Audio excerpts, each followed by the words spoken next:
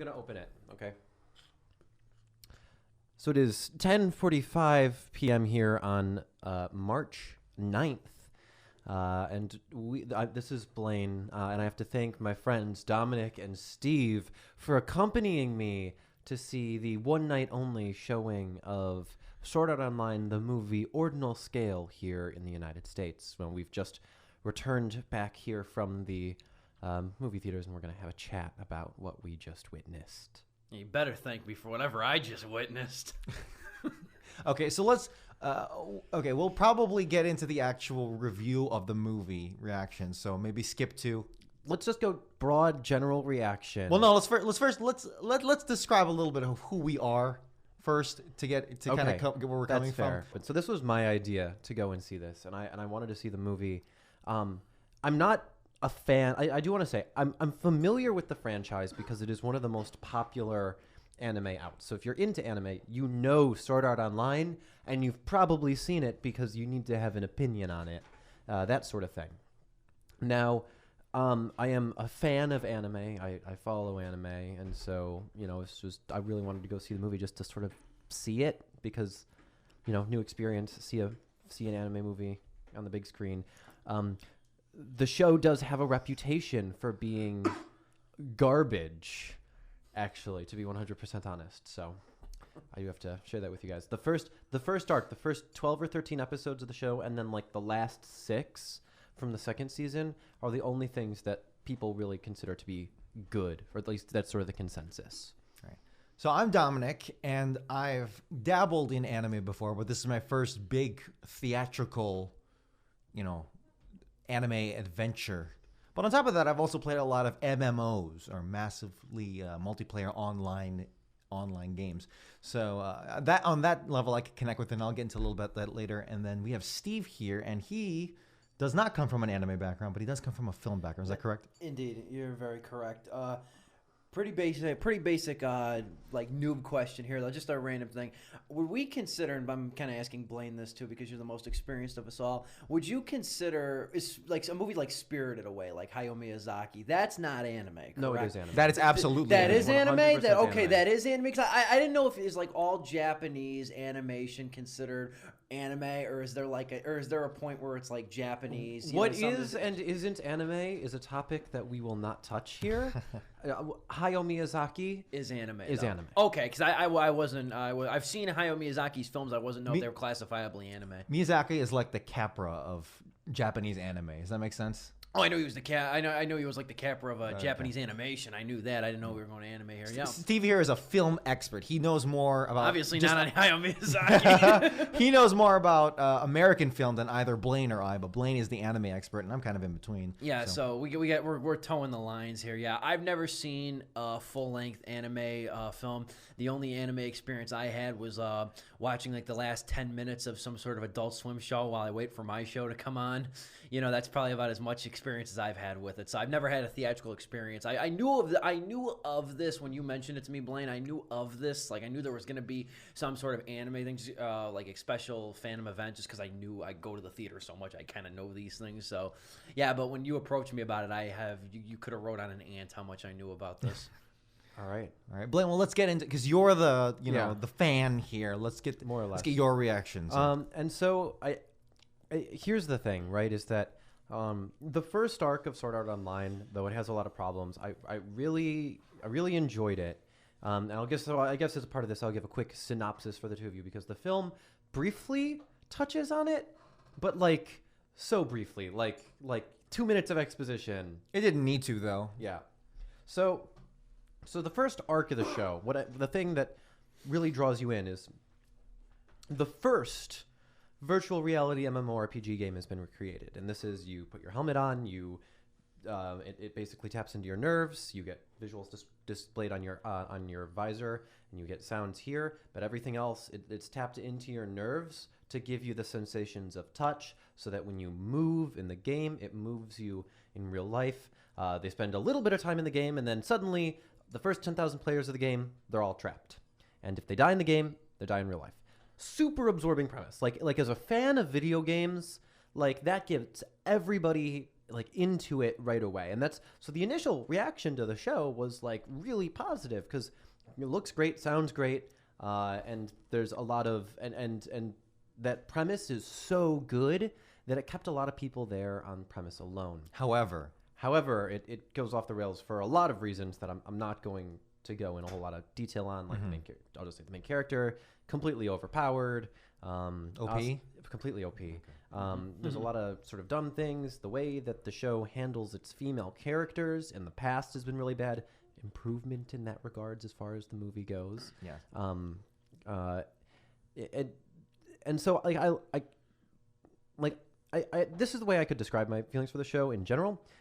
Popcorn material, like enjoyable, but to enjoy it, you really gotta like go completely like chill, suspend your like go extra far in your willing full suspension of disbelief to buy into it. So let's move that popcorn to the movie theater now. So how was the movie? Nice. The movie is probably the best part of the franchise. Now, That's if you good, didn't I guess. enjoy the movie, that will tell you the quality of the show. They've reached their peak. This is a lot.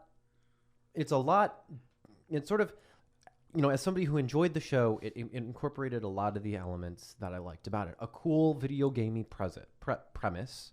The relationship between Kirito and Asuna, which was one of the best parts about the show, actually got to ride in the front seat for this one, which was nice because on many other arcs, it didn't. And it's like, well, why are you introducing a new female character for Kirito to talk to when he has a girl who he's literally already pledged his heart to? Yeah. Like just she should be his emotional rock, not some other person. And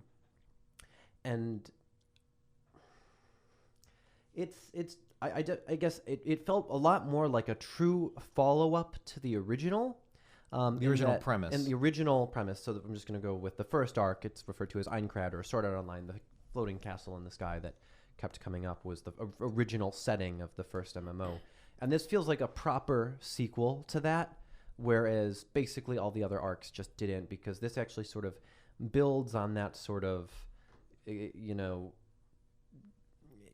its themes were never explored in much depth, but, you know, it sort of looks at, you know, our real person-to-person relationships versus non-person, you know, versus internet relationships, you know, what are memories, and this goes further in sort of examining, like actually playing with those ideas a little bit, and I liked that. So that was Blane. He's kind of he's seen the actual anime series, and Yeah. He has background. film improved. I will say, yes, I enjoyed the movie.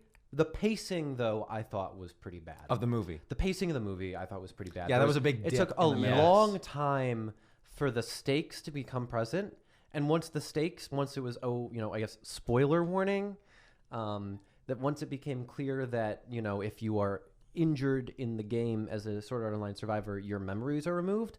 That I could buy into. That was a real sort of premise for me, because as somebody who's in a long-term relationship, I could sort of imagine like that would be devastating if the whole surrounding elements of what you've built your love on with somebody, like how you met them, how you got to know them, the time that you actually fell in love with them, if that was taken away, that would be really devastating. And so like I could buy into that, and that the stakes were good, but I felt like it was The emotional relevance was there. the emotional relevance, but I feel like there was a lot of pacing issues. Yes. I got really irritated when, yes, build up to a big fight scene, and then like the fight would like something else would interrupt the fight, and so like that was kind of disappointing. The first fight was exciting, right? The giant samurai serpent monster thing. Yeah.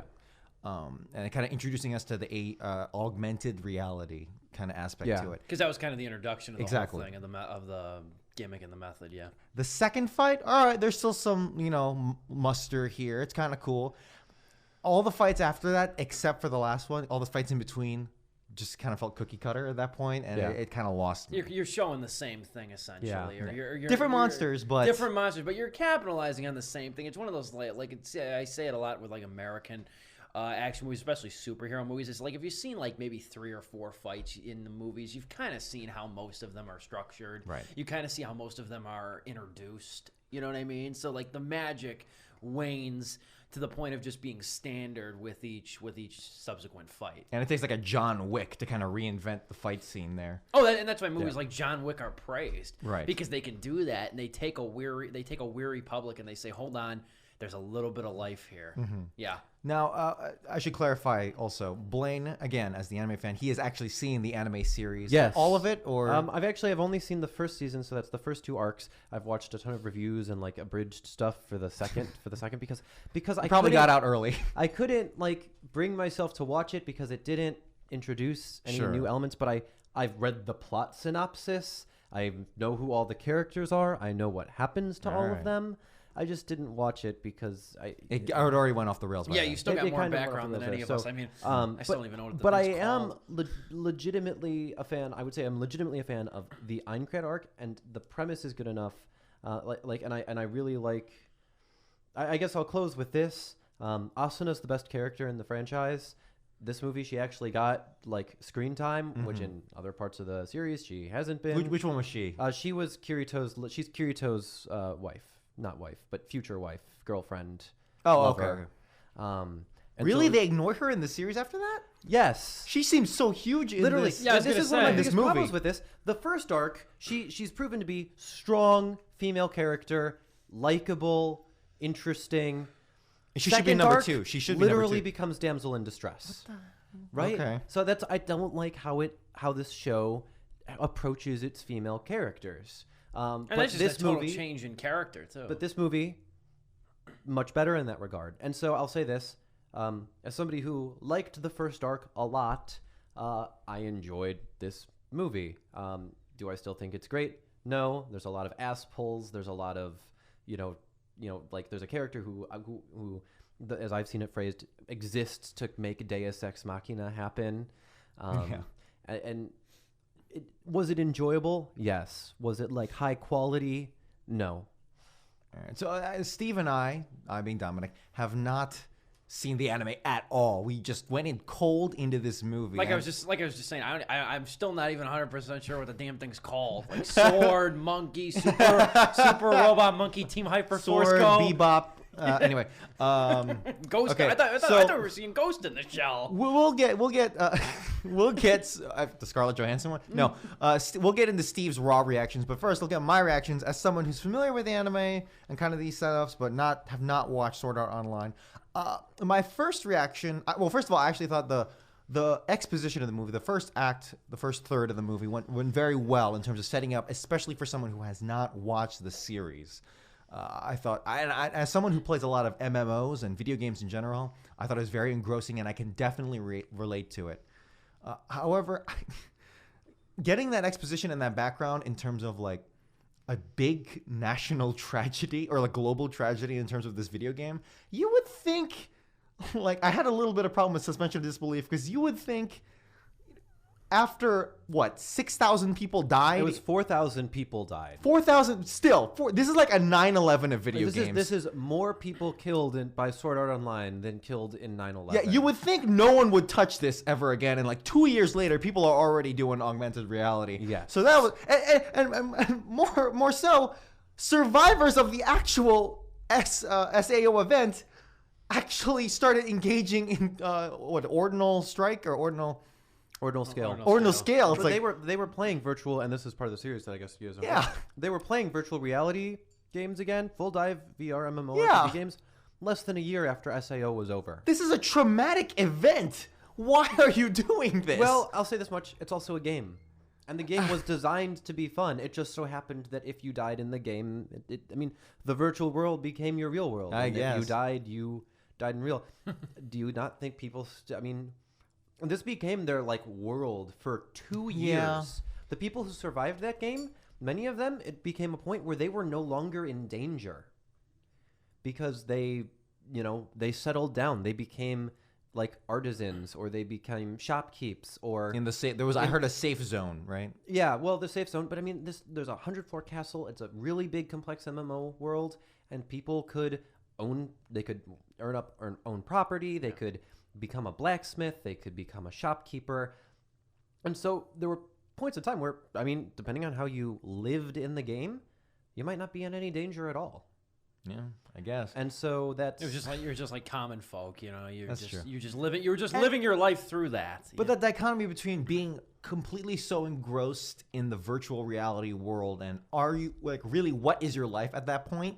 I think that is a far more interesting topic than like fighting monsters. You know what I'm saying? Because I feel like that premise or those explorations of topics is so much more interesting than what we actually get to see in the movie and what I presumably we get to see in the anime. You're taking words out of my mouth. Yeah. Because if all we're seeing is, and don't get me wrong, seeing people fight monsters is really cool. That's like literally every tale ever. But I feel like I would just want to be playing the video game myself at this point, you know? So I don't know. I thought it was really cool how they fought. And again, the first 2 fights and the last fight were cool, but all those fights in the middle kind of lost my luster. And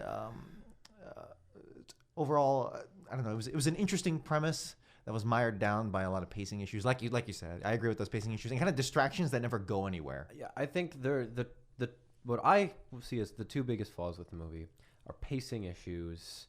I felt like it, and that sort of to tie into that is how fights get interrupted for exposition, Right. which and repetitive exposition at certain points was kind of annoying, and there was a lot of ass pulling. What is ass pulling? Can you Like, define that? Yeah, really, it's getting kinky in here. We'll get into that when Yeah. you start talking. Steve. Yeah, when we talk about your background. Stop it. So I mean, like, Yui as a character, she was the little fairy thing. Yes. I fucking hate her. Okay, Oh, she She's calls so irritating, and I can explain that because Okay. you're about to ask this question, and I can explain that. So Kirito and Asuna fall in love in Sword Art Online, and they're 16 or 17 years old in the original, so they would be 20 by now, I think. Sure. But they lost 2 years of education because they spent 2 years trapped inside a video game. So they fall in love inside this video game, and Yui is she's so annoying. Well, hold on. What's her background? How did she come to be? She's an AI. She's an artificial intelligence program. Okay, that's what I Who is thought. part of the original Sword Art Online game system. And how is she born? I She just comes out of nowhere. know she. I should watch the they anime. I find know, her- but they find her in this forest. I don't remember what the exact context was. It's been a long time since. I okay. watched it. So she's not the actual virtual like children of those 2 characters. No, They don't it's what screw online and they then kind they of- come to she be. She is a child. Right. She is an AI. Right. They more or less adopt her. Okay. Because looking at that background, I was like, okay, is there like a I don't know, sequence where they have to go through the dungeon and it's like a metaphor for her birthing process? I don't know. No, no. The origins was lost on us. No, she is. She's basically their adopted virtual baby. Okay. That's a little weird. Yeah, it is a little weird. I feel the same way every time I kept seeing mommy and daddy appear on screen. I was Yes, just like, that was really yeah. weird. cringe. And here's the thing. Cringe. I would have loved to have seen the exploration of, well, is she really their daughter? How do they have a relationship with that daughter in the real world? Or, How do they claim how do they her? claim her? Or Yeah. like, well, what if one day she gets shut down? Do they lose? Like, that's a third of the family, quote unquote, that doesn't exist in reality. Where's that relationship going? They don't explore it. Yeah, well, and basically she exists to use whatever virtual, like to exert her magical control over virtual worlds wherever possible. Right. Like she's useful. She's has useful, use, but right? her what level of power she has is never ever defined. See, she could have been like And the she's- secret she's powerhouse very- of the series. Well, I mean, she brought all those people back from the other game in I guess. at the end at the thrilling. But could she be in the other conclusion. arcs? Could she be in the other arcs that you? She is in all the other arcs. I was gonna say maybe it's developed in the arcs that you haven't seen, perhaps, or so. That's what I'm guessing. You know what I mean? Maybe in ones that haven't been adapted to animation, Possibly. but not ones that haven't been, because this is also a novel series. Yeah. It's a manga. We call that a manga. No, it's actually a Oh, just novel. kidding. Although it's originally a light novel, Okay. and then a manga adaptation of the light novel has been made, and a anime adaptation of the light novel has been I gotcha. made. Well, you know what? We're throwing all these Japanese terms out, all these weeaboo terms. Can we let's go to Steve now? Who again? I would like to reiterate. He has never seen anime period before, so this is completely foreign not only to the series but to this style. However, I will say Steve is a rated critic in the, what's it called? The Chicago Critics. Independent Film Critics The Circle. Chicago Independent Film Critics Circle. So he is qualified. Additionally, he's also one of the top-rated ex-critic reviewers for pornographic film. So we definitely have a man of credential, even though he doesn't watch anime. So Steve, what were Have you ever reviewed a hentai, Steve? No, I have not. That's another Steve tries it. But for now, we're just doing Steve tries anime. I would have. I was actually kind of hoping this was going to be like a surprise hentai movie you were taking me to, Blane. Damn, I was disappointed. Anyway, like I said, I'm gonna just fully disclaimer here. My opinion's worthless on this movie. No, they're not. No, it is. No, it absolutely No is way. because you know why is like. And I knew this going into it is because like anime is built upon, from how I see it as an outsider looking into the world, anime is built on, it's these vast series, like you even said, are not even like you said, Blane, like not even confined to animation. There's mangas, you know what I mean? There's books, there's like light novels, you know what I mean? There's like look at Naruto, look how vast that world is, you know what I mean? Like I think One Piece is to anime. I mean, I'm just kind of going off of what I've been exposed to, but there are these massive anthologies where they're like some series focus on one character, others focus on another. So I knew going into this, it was there was a small margin of possibility that I was going to like this movie just on the basis of this being my first exposure to not only anime but to a series that I didn't know existed really until Monday when you brought it up to me, Blane. Yeah. You know what I mean? So the odds are against me in a lot of ways, and I fully admit like this is just a reaction. That's why I'm not writing a review of this movie. I usually write a review of everything I'm seeing. I'm not reviewing this one. And like I said too, Dom, you brought up a lot of the points that I had too. Is like this movie reminds me of like watching somebody play a video game. Watching somebody play a video game who won't give you your controller, like somebody who's eating food in front, or like somebody you go out to a restaurant, the person you're going with is like, I bought some food, now watch me eat it. You know what I mean? Is there was a real opportunity, and I was really looking forward to it, and I was really like looking forward to it as the film started. That I was hoping, and again, this could be explored in the other arcs. I don't know, but. The hierarchy of this world is very interesting. The way that, like you said, what's the attraction to this, like, you know, this VR, this sort of like augmented reality too for these characters after this catastrophic event happened? What draws them back into this world, and what makes everything, you know, what makes it so attractive? That hierarchy is so, presumably, so layered, and the motivation so vast. Yet the film caters to those and peddles to those that like want repetitive noise garbage. And that's what I saw with this. Is it's a lot of noise. It's nicely animated. I tell you, I knew I was gonna like the animation going into it. I'm always a fan of different animated visual styles. I like movies that toy with animation too, like the new documentary Tower, Waking Life, that use this very specific kind of like sleek looking, almost anime graphic novel style animation. I love that. I like the visual scheme here, and there were a few good moments to it too. Like I said, I like the first battle, like we were talking about with the samurais. That was very cool, but that's also cool because, you know what I mean, at that point I hadn't seen the following hour and 40 minutes of what was to come. You know what I mean? There were of a lot of the same or very similar antics. I can see like the theater, I should mention too. Man, the theater we were in was lively. And that was nice, you know. I mean, there were people. It was a collection. It was a collection of fans there, so you had a heightened sense of. And that was fine with me. I mean, that and going with you two as well. I mean, that was fun. Just going as an experience kind of thing, because you're in a group of people, you know, very calm, collective atmosphere too. People excited though, want to see something good, and I think they got it. I mean, they applauded numerous times. We were all talking, cracking jokes, having a good time. You know, before the movie started with a couple intros from the voice actors, which was odd, but it was kind of like a self-aware. It was like a self-aware kind of odd, you know what I mean, for the actors, I think, filming it and like the audience. So there was a lot of fun to be had in terms of like a quasi-interactive movie going experience too. But for somebody like me as well, I got nothing out of this. I really did. And it's part of the fact too that like this being my exposure to anime, like to start off everything, you know what I mean, until I just learned about 20 minutes ago that Hayao Miyazaki was classifiably anime. No, there was nothing here for me. There was nothing really to keep me into it. I didn't care about these characters because I hadn't connected with them previously.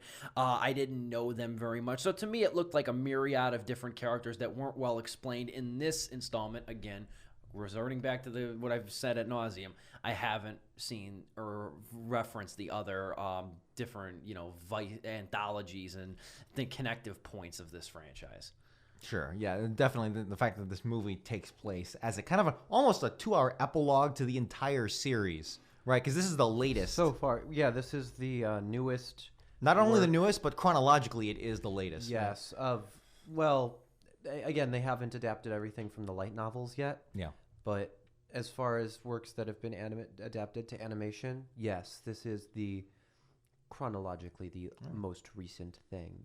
Okay, cool. And I was just sorry to interrupt you. I mean, I like bringing up like box office analysts and stuff like that. I love looking at numbers and numbers crunching, like Hollywood accounting and stuff. They never release the grosses. They never release the monetary takings of these Fathom events. They never do. They never mention. It's like video on demand sales, like movies stream, people buying them, and they never release those numbers for whatever reason. I think they will. They might start in the next few years, but they don't now. The studios keep that secret.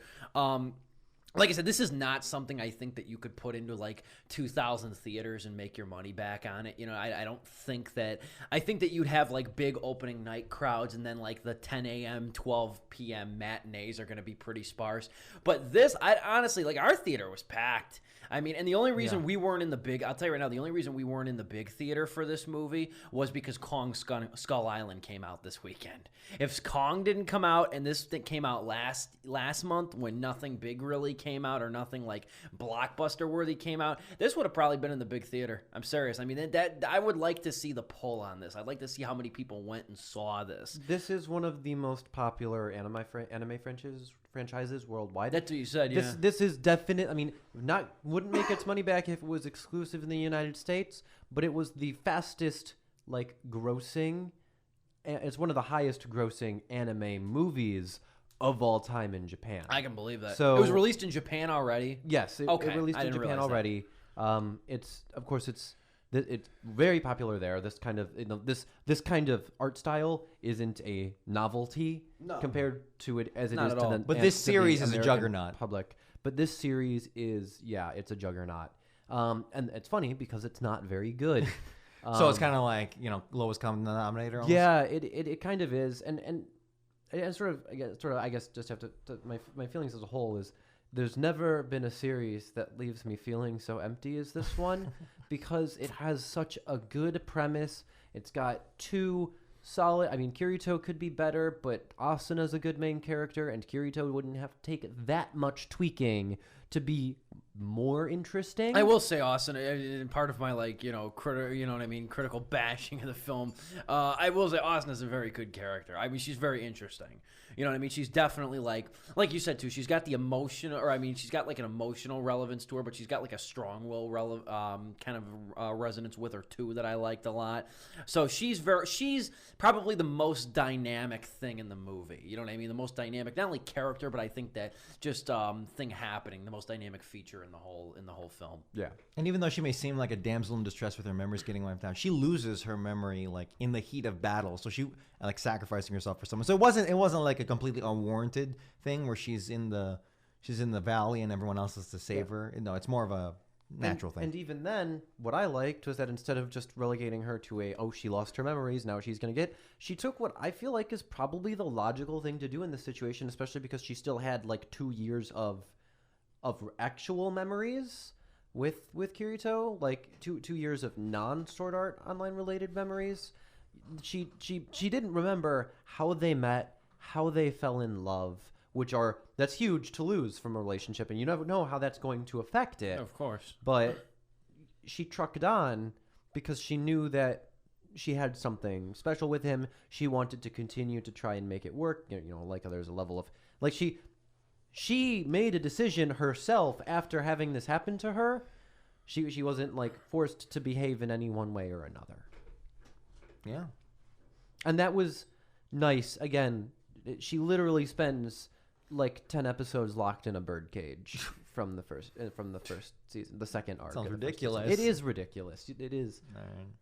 Well, even though we have our gripes about just the movie in general, I guess, Steve, what did you just think in general about I don't know, your first Hatsune Miku concert, I guess. We kind of had there a sneak peek at the end there, which is a very popular thing in Japan. It right? is. The whole virtual idol thing is already a very popular thing in Japan. Now, they don't actually have true artificial intelligence, but Right. it is a real thing. Are you familiar with this? I am not. Like I said, you right, guys so told you Blane- could write on an ant with how much I know about this. So This is not an anime thing. This is a Japanese This thing. is a it's Japanese Japanese culture, thing, although they absolutely. all Same thing. look like anime characters Yeah. because that's Japan's style. aesthetic. I'm surprised they don't draw like angry anime eyes on their tanks. Oh boy. So Hatsune Miku, I think it's Hatsune Miku. I'm not sure. Hatsune Mika. Don't It's ask something me. like that. She's a Vocaloid.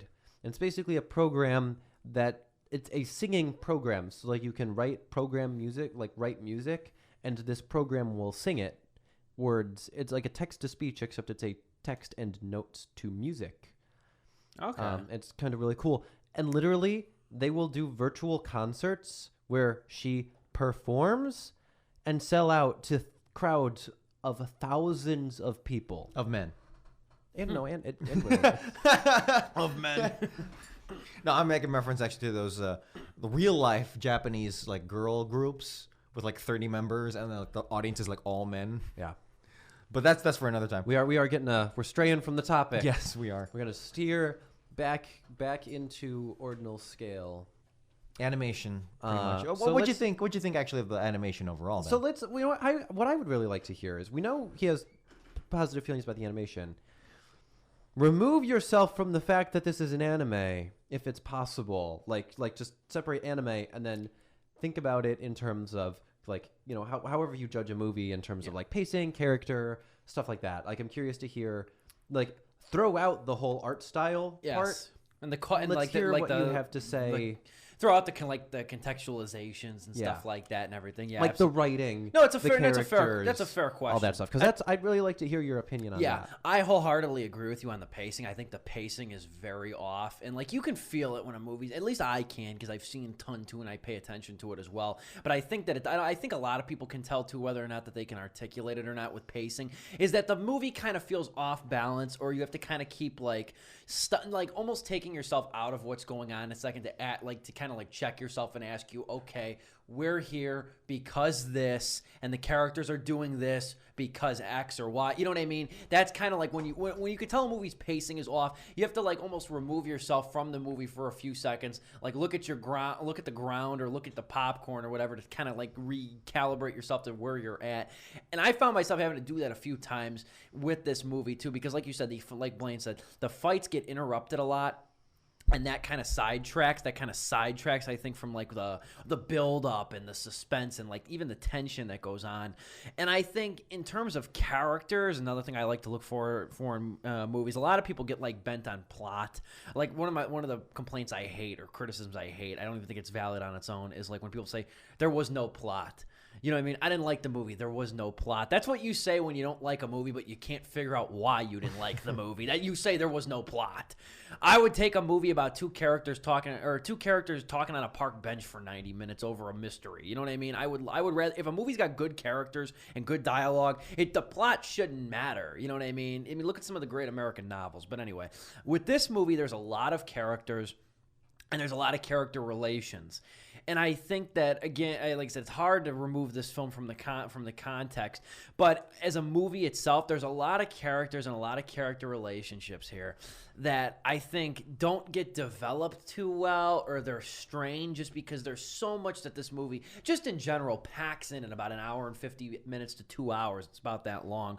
You know, there's so much to pack in here. And I mean, if you took out the battle scenes, the film would probably be 35 minutes shorter, 30 minutes shorter. Mm-hmm. You know, so there's a lot here, you know, in terms of like content. There's no shortage of like movement. There's no shortage of like the animation being really well done and very vibrant, colorful, and fluid too. That's another thing. The movie's not choppy. The movie's very well animated too, and it's almost, I think it's almost a cliche to call anime films well animated, because they are so, the art design is so immaculate. They get hundreds upon thousands of people, and that's no lie, to work on these and perfect every little inch and every little layer that goes into these projects. I would like to. You said something about the characters and how there's a lot of characters, and I'd like to touch on this as somebody who's familiar with the show, right? There's a lot of characters in this show, and I give a shit about like 2 or 3 of them.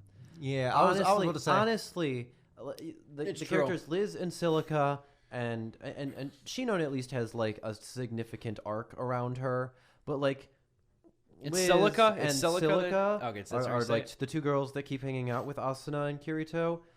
They both appear in like 1 or 2 episodes from the original story, and then like basically not at all. They didn't need to come back. Like I don't like why are they here? I don't know. I don't care about them. They had like an episode where they were prominent for that episode, but why?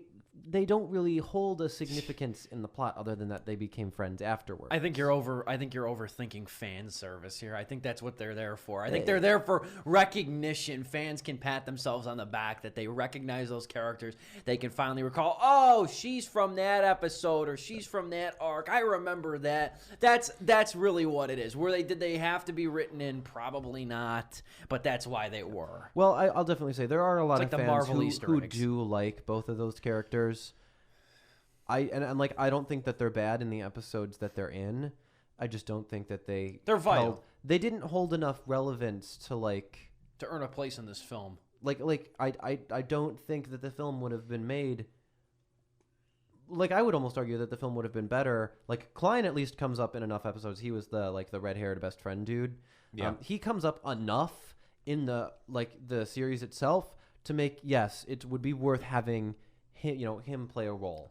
But otherwise, Asuna and Kirito are the emotional weight of the plot. Definitely. I don't know. I don't have. I tend to dislike them. I enjoyed Asuna, Kirito, and Klein, who is kind of like the headstrong. Yeah, he was friend. all right. He was cool. Yeah. And, probably just because he had more screen time. Yeah. But I like that. That's a classic dynamic there of trio. And then I agree. Like all these other kind of annoying characters on the sidelines. Again, I guess maybe the film didn't feel like it had to, exposize. That's not a word, but like develop these characters. There you go. Too much because they have been developed in the series, but apparently not too much. Maybe in other arcs that you haven't seen. They're not. I mean, they get like an episode of introduction. They're giving character traits. Who was the mostly. tall guy with the bald guy? Oh, his name is Agio. Yeah. Is he important? He's awesome. Okay. He's not that important. You like them. but he's a cool dude. Right. And that's the most I have to say about him. Well, that seems appropriate. You know what he's, this he's at reminds me least of? like he's at least like he's cool and you can respect him. I don't know. He's a cool guy. I don't know. Like Yeah, I'm sure there's other people I'm that okay think like with him 'cause Silica's he's cool and he's too. not You know. annoying. The Liz and Silica I found to be a little irritating. Well, what I can bring this up to or compare this to is if I'm sure at least am I going on a limb to see that you two have seen the Simpsons movie? Yeah. Yes. The Simpsons Yeah. movie from about like what 10 A years ago? long ass time ago. 10 years now. ago. That movie's 10 Jeez. years old. Anyway, though, not important. The reason I bring the Simpsons movie up is, the Simpsons had I think 300 episodes before they made a movie or so. It was I can't remember where the series was at that point, but they always wanted to do a movie and they finally did it about 10 years ago.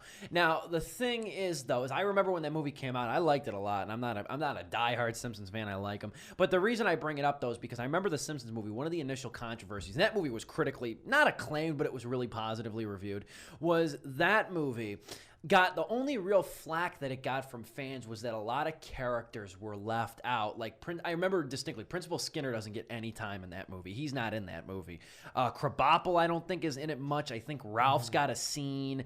Carl, much? Carl, Moe, and Lenny don't get scenes. But the point is, and this is the connective point of this. There are a lot of deviations and these tangential moments of the Simpsons movie, but there's not a ton. It's mainly the family going to Alaska and stuff, if you remember. But the reason I bring it up here is because that was something that upset fans initially about the Simpsons movie. I don't know how it's going on to live in the present day and what people think of it, but that aggravated a lot of people initially though, because it's they didn't get to see a lot of these characters that they felt they grew up with and stuff. So I think that in SAO's defense, they put a lot of those characters in here, these minor characters that you said didn't arguably didn't serve a purpose in previous installments and whatnot. That I think they did it here so that they could, like I said, it gives fans something to recognize. It kind of brings the whole family together, and it doesn't really leave anybody out. It doesn't try to be exclusionary, even if by being exclusionary, you probably would have moved the plot on or improved the pacing a little bit more. That's how I think of it. Yeah, I guess I sort of appreciate. Logically, it doesn't make sense because, like you said, you're throwing off potential character development. You're throwing off, pacing issues and stuff. I understand where you're coming from. I just have mixed feelings about them because I don't think that any of them are especially interesting as characters. Sure. And that's something only you can understand as someone who's watched the series. Yeah, although I at the same time, I guess they don't necessarily do anything that bad or irritating. It's not like they have their own subplot that makes the movie a half hour I longer. also enjoy a sort of minimalist approach to storytelling, where everything that needs to be there to work is there, and it works, and that you don't need to spend time on things that don't work. But that's just a personal taste thing. I mean, my all-time favorite anime is Madoka Magica. It's 12 episodes, and it is so like tightly constructed. Everything that needs to be there is there. It all like got all works. the It's super pieces. well like tied together. Really, and I like that kind of thing. I'm the same way, unless it's a video game where I can explore things at my own pace. Generally, like I'm the same. I prefer narrow storytelling. And again, from a video game aspect, I actually did. I think that helped me along the story. That helped me get through it because I used to run video game community, kind of like what they call clans, I guess, and other things. I call it a group. Either way, it's a clan of kind of like 50 guys, and we get online together and we play video games. Oh, y'all had your own gamer tags. Pretty all the much, same exactly. gamer We all have tags. our individual Make names jerseys. and whatever. Oh, that's cool. Our That's avatars cool. and whatever. But it's fun. So it kind of reminded me of that and kind of working together. But beyond that, this is an alright film. I don't know, Steve. Would you be willing to watch more anime? Maybe not movies, but series. More series, like I said, the people, same with TV series, they're always asking me. I get recommended anime on a semi-regular basis. Sure. There's always like if I meet somebody like new or whatever, because I don't have a lot of friends that are into it or very into it. But I mean, I'll have like everybody now like, do you ever review any anime? And it's one of those things where there's very few things, as a film critic, you can't really be you can't be exclusionary to like one thing. I might not be totally fond or big fan of sci-fi or fantasy, but I don't exclude them. I'll watch pretty much anything. But anime, I say that I would watch some. I would consider watching some. The only thing is I feel it's a lot like TV series. Like people ask me like, do you excuse me, do you watch TV shows? And stuff like, do you watch Breaking Bad or whatever? And it's like I don't, because I think that with movies and TV you can't watch both, or at least to the rigor that I do. I watch like 30 movies a month, where you can't watch both, review both, talk about both, and assume like you're doing both a service or doing both quality service. Sure. So it would be very hard. I'm not opposed to watching anime, but it would be very hard for me to balance it in or become invested in it. But here's something. So yes, it is true. There's a lot of anime movies that do fall into this realm where they have other supporting material that it's best that if you know them going in, like probably my favorite anime movie is called The Disappearance of Haruhi Suzumiya. Requires to even fully understand what's happening that you've seen most, if not all, of the show that comes before. Yeah, and they're worlds. They're these massive However, franchises. there are movies that are standalones, including one that's coming out in April called Your Name. There were Oscar talks about this one potentially being nominated for and winning Oscars. It's called Your Name. It's called Your Name. He said I the don't O remember word. what the Japanese name is for it, but the English title translates to Your Name, and it's supposed to be it's like critically acclaimed both in the East and the West, and it's a standalone film. It doesn't have anything before or after it. So No, that we're might be getting another, dragged to that, That might Tom. be We're another getting one dragged for to us that. to talk about. There you go. I don't know. In the meantime, however, we're not I going would to be give against it. I wouldn't be against We're it. not going to give this film any ratings because, again, Blane hasn't watched the entire series, and Steve and I have not watched any of it, so we can't give it an honest. We can't give it an honest grade or whatever. But So I said I'm not reviewing exactly. In the meantime, however, I don't know, Blane, you want to give us another suggestion? So Your Name, but is there something we can do like right now in the meantime to watch maybe on some level? I don't know. How can we Are there please you? Are they films or series that you're more into?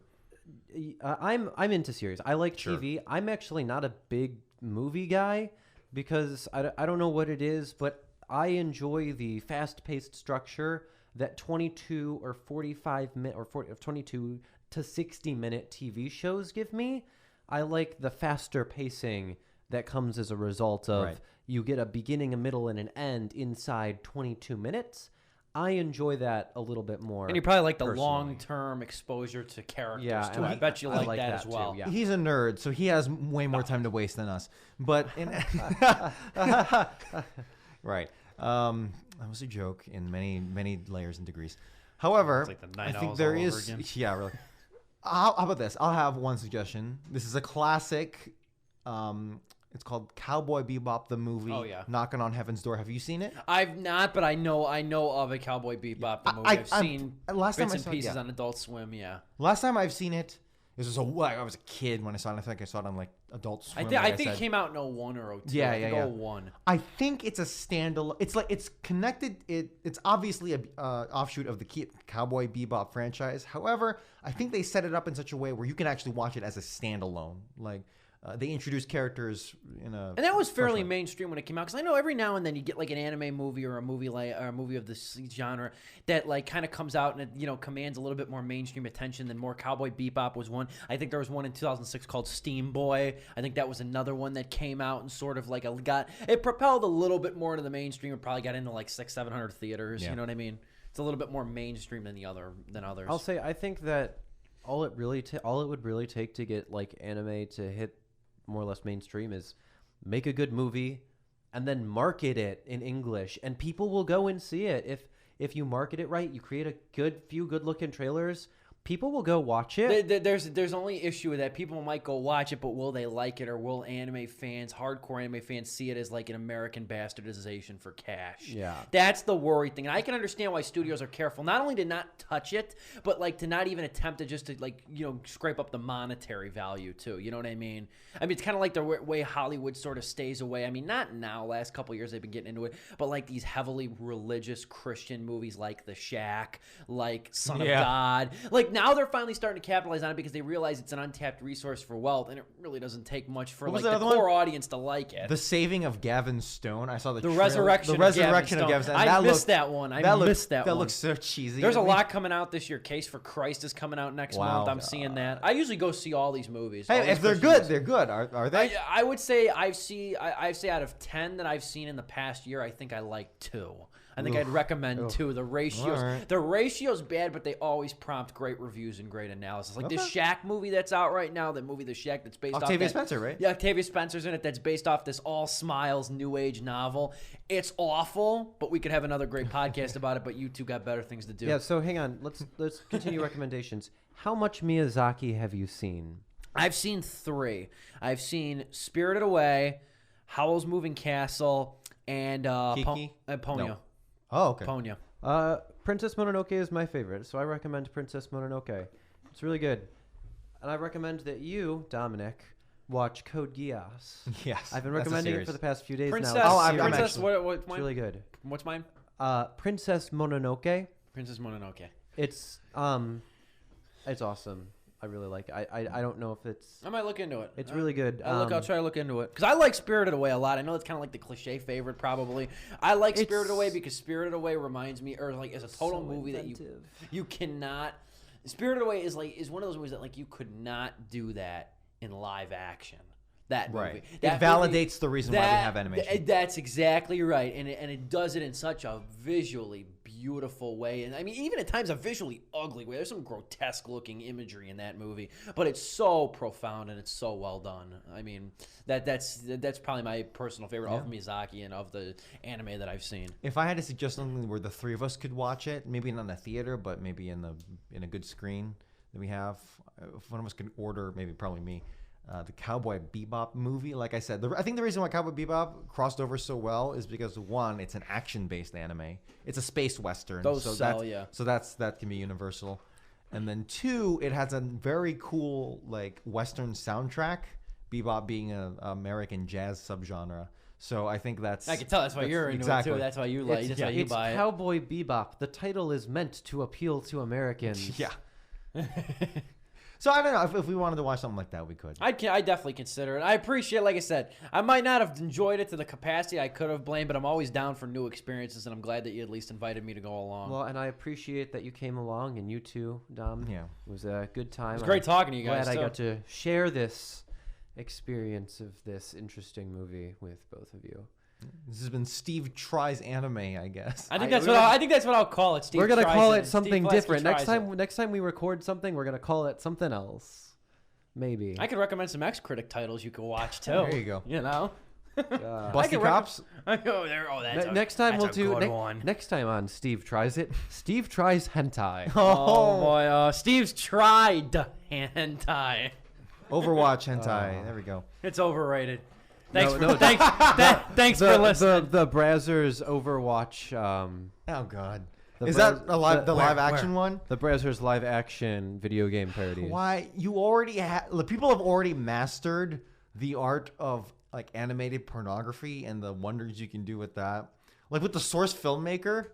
Oh, it's really sad, but also like fascinating in a sense of the amount of effort it takes to do this. Yeah, we're gonna redo this with a clean sign off too. No, it's all right.